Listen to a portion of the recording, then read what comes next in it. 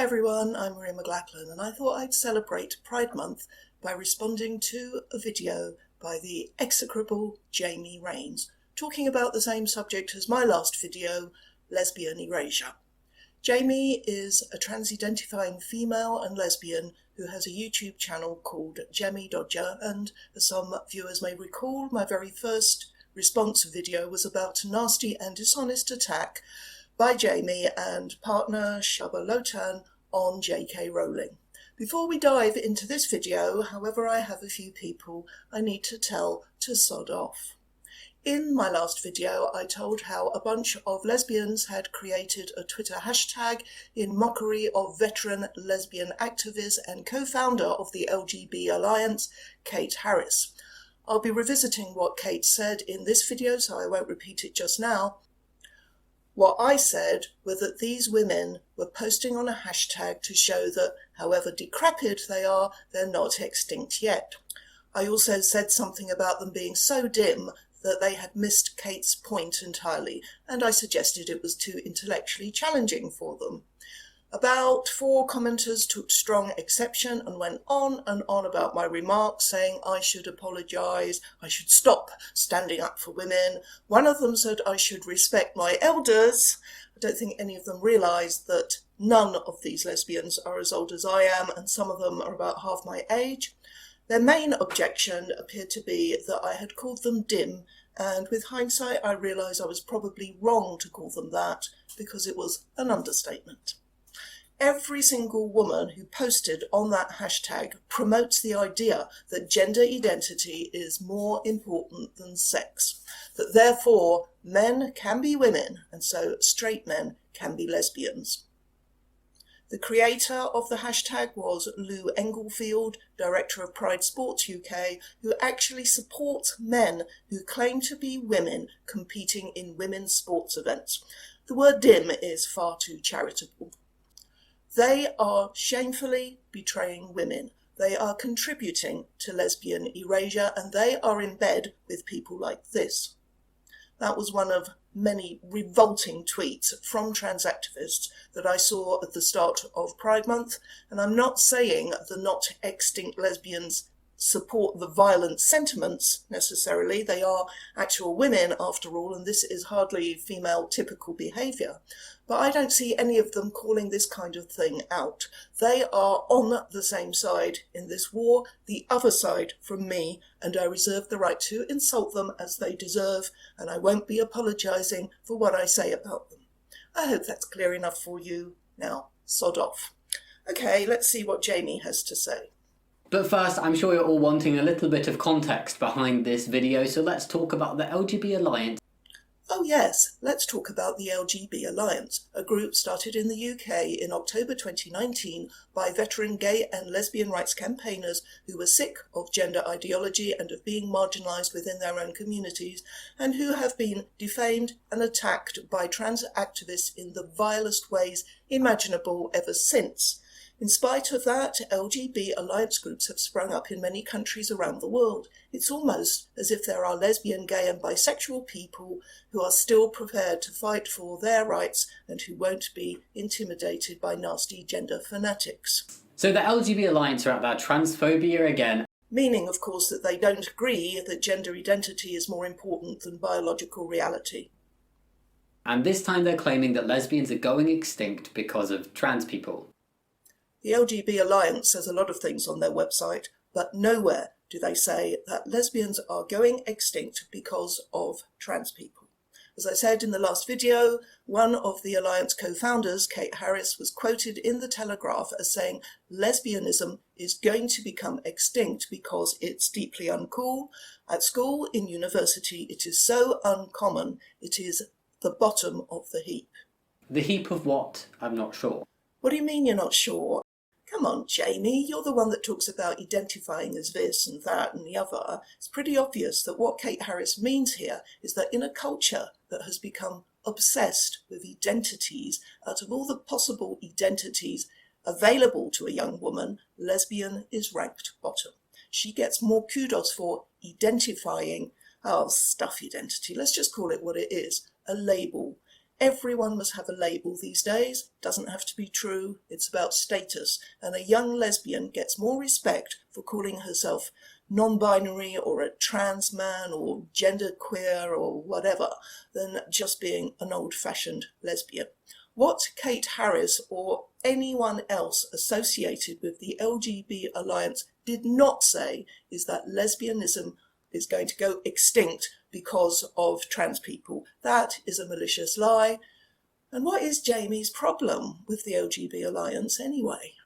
They're basically an anti-trans hate group who act under the guise of simply focusing on gay rights and not focusing on the T, when actually everything they do is about rolling back trans rights, and they're doing absolutely nothing to actually progress gay rights whatsoever. They're just obsessed with trans people and taking away trans rights. Don't flatter yourself. Nobody is obsessed with you or any other trans person. I've made a whole video about this word obsessed and how it's dishonestly used as a put-down of people who are justifiably concerned about the erasure of their rights by people like you, Jamie. What we are fighting is the ideology you promote that is based on a falsehood, and it is hurting people.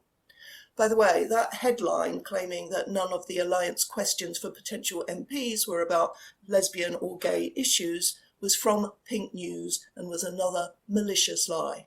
Here is an example of a question supposedly not about lesbian or gay issues.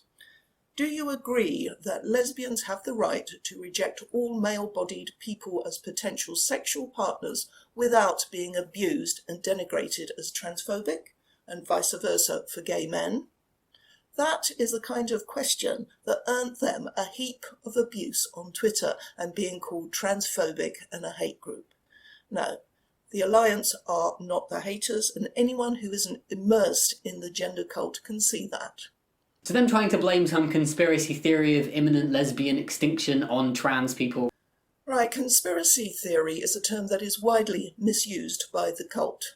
It is properly used to refer to a belief that there is a powerful group that is financially and or politically motivated who are making something happen using undercover means. Trans activists tend to use that accusation that something or other is a conspiracy theory to close down debate on anything to do with transgenderism. What does surprise me though is that they are still really trying to claim that they're not transphobic, despite openly not wanting any reform on the Gender Recognition Act to happen in the UK, and this is a process that would just make it easier for trans people to live their lives in the UK and would not affect anybody who is not trans. It's very strange to be against a reform of this, but they are. Well, if you think it's very strange to be against a so-called reform of the GRA in favour of gender self-ID, perhaps you could take it up with the many trans people who have publicly opposed the supposed reform and have provided solid reasoning for doing so. Some of them have written articles or made videos, and they are linked to from my site. Suffice it to say that they don't agree that it would make it easier for trans people to live their lives in the UK and would not affect anybody who is not trans. And unlike you, they do actually care about people who aren't trans. And they also say things like, lesbians don't have penises, a lesbian is a biological woman who is attracted to another biological woman. Basically, they're calling trans women men and saying that trans women cannot be lesbians. In other words, the LGB Alliance people tell the truth. Have we really got to the stage when telling the truth, the simple, honest truth, which harms nobody, is seen as some kind of deviation? Yes, we have. In this latest turn of events, they are claiming that lesbians are going extinct. With absolutely no backing to this claim, they just decided to say it. One more time for those at the back. No, the claim is that lesbianism as an identity is going to become extinct because young women are increasingly opting to call themselves something other than lesbian, because lesbianism is nowadays seen as uncool. That was Kate's claim. That's all. And Jamie does not engage with it at all, but addresses a straw man instead. When in reality, when you look at the numbers, about 1.4% of women identify as lesbian. Think we're stupid, don't you, Jamie? We are not given the source of that figure, but I found it comes from Wikipedia, and the original source is a YouGov poll from 2009. So only 12 years out of date and several years before it became so uncool to be a lesbian. Notably, the 90,000 participants were recruited to closely match the overall British population on demographic variables, including age. So not just young women.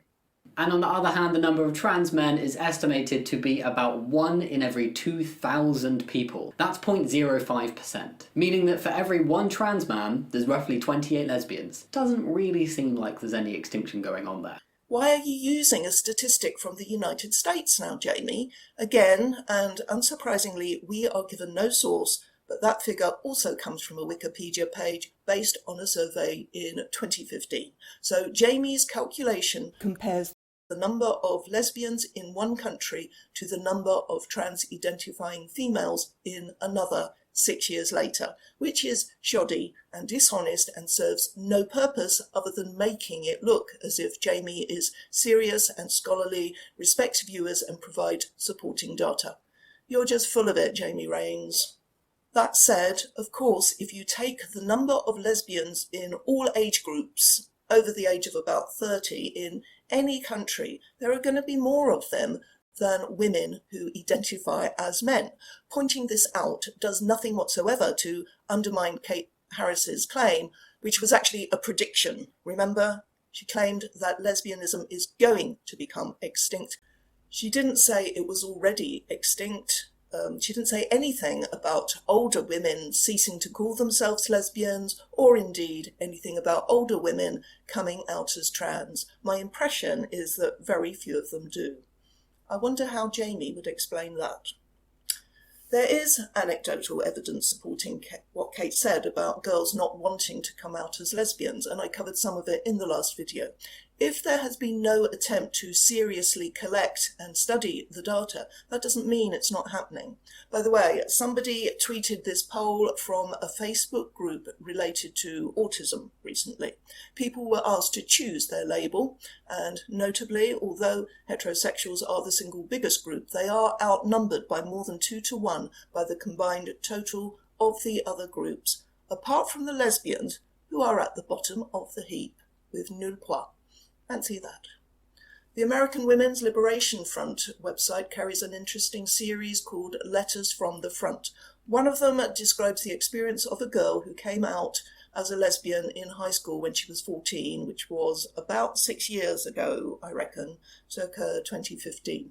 Her school had a gay-straight alliance with about 30 members, and she doesn't say how many were girls, but she soon found out that she was one of only 3 who were happy to be referred to as she and her.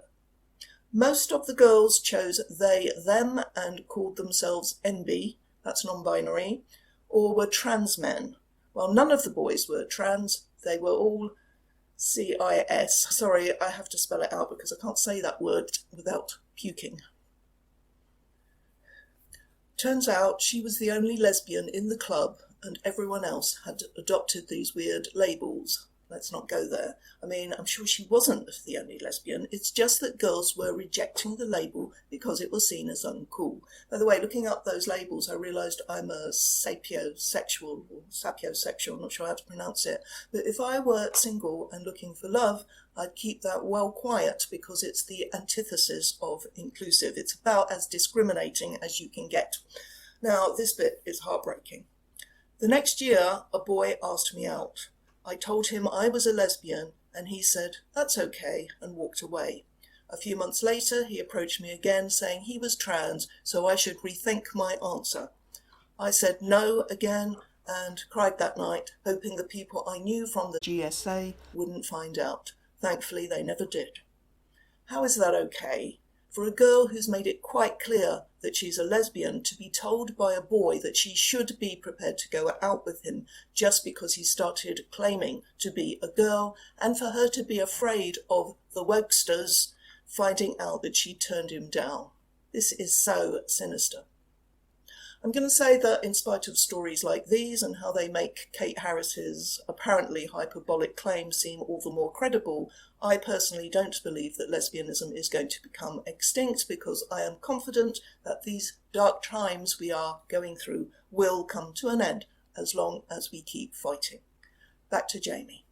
On top of this, trans men who are straight, so trans men who are attracted to women, and who may have identified as lesbians before they transitioned, except that they probably didn't because it was seen as uncool, make up the smallest group of trans men. Trans men are much more likely to identify as bisexual or pansexual. This is relevant because groups like the LGB Alliance are trying to claim that lesbians are becoming extinct because more of them are transitioning into men. But if this were the case, what we'd expect to see is a significantly higher proportion of straight trans men. Is that clear? Thought not. Let's break it down. On top of this, trans men who are straight, so trans men who are attracted to women, and who may have identified as lesbians before they transitioned, make up the smallest group of trans men.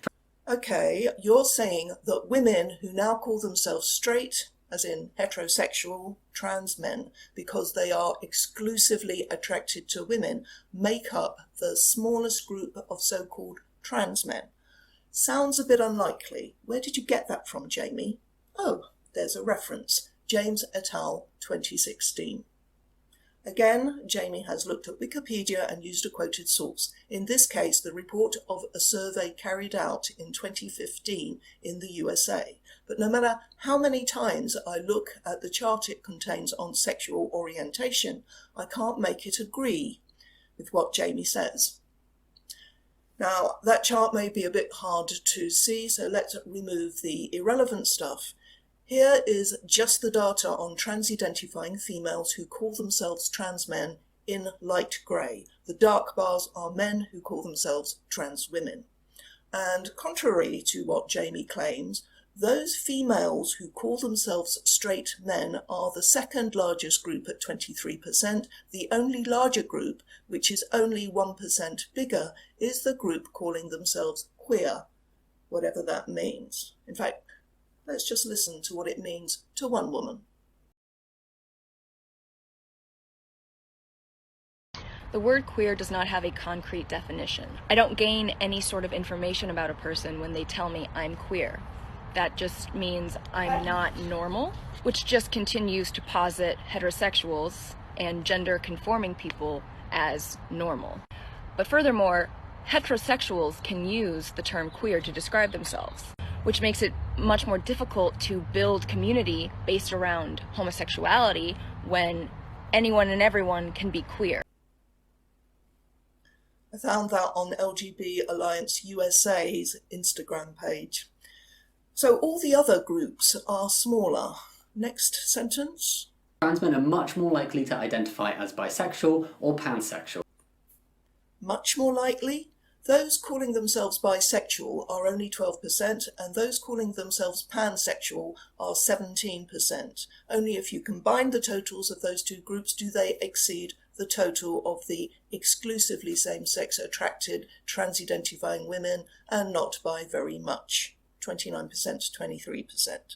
It seems that nowadays it is far more fashionable for very young adults to claim to be bisexual or pansexual than to call themselves straight or lesbian or even gay.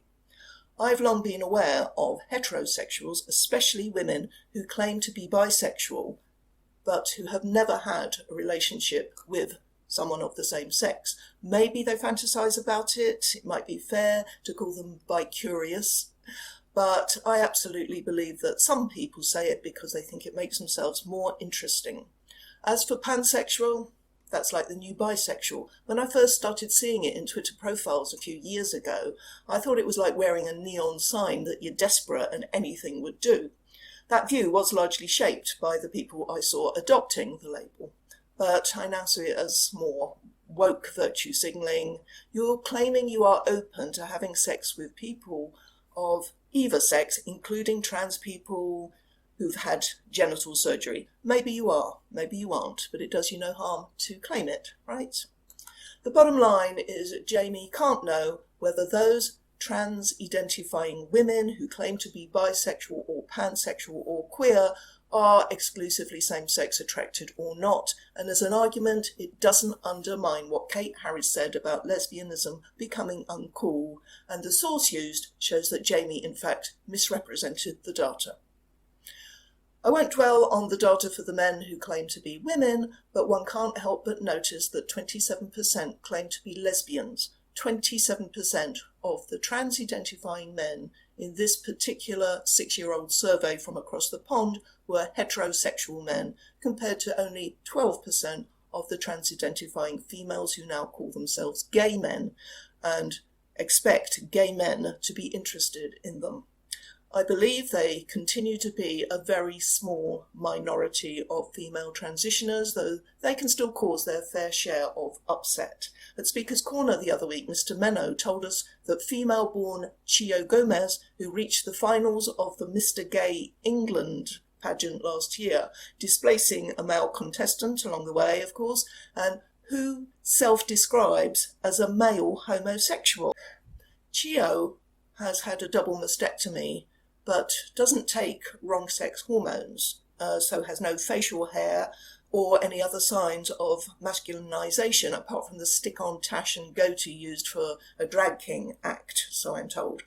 Now, I've had a look at the winners of some of these Mr. Gay beauty pageants, purely for research purposes, of course, and they're hot.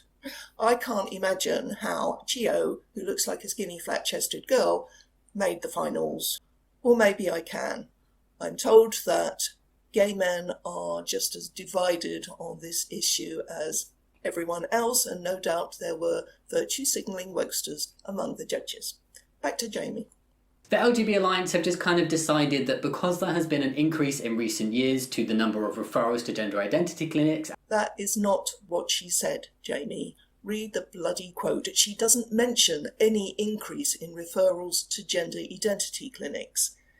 The so-called increase in trans people in society just reflects an increase in awareness and support. It's not actually an increase in the number of people who are trans, it's an increase in the number of people who feel able to come out as trans. Or possibly an increase in the number of people who feel it is brave to claim to be trans than to come out as a lesbian. Which is what Kate Harris said, isn't it? No, seriously, I'm just pointing out that we can all come up with our preferred explanation for the increase in young women actually seeking medical transition. I don't think young women are transitioning because it's cooler to be trans than to be a lesbian, even if it is these days, and I don't think Kate thinks that either. We know the reasons aren't as superficial as that. But Kate's comment was confined to young women rejecting the label of lesbian and calling themselves, identifying as something else. And it's amazing how much backlash Kate got from the haters who, like Jamie, did not actually engage with that point or with any of the anecdotal evidence that supports it. In the remainder of the video, Jamie has a go at Kira Bell, is as dishonest about more statistics, this time relating to detransitioners, and finishes by lauding a bunch of lesbian handmaids posting on the Not Extinct Lesbian hashtag, who, like Jamie, are so dim they missed the point entirely. Not worth the candle. Thanks for watching. Bye.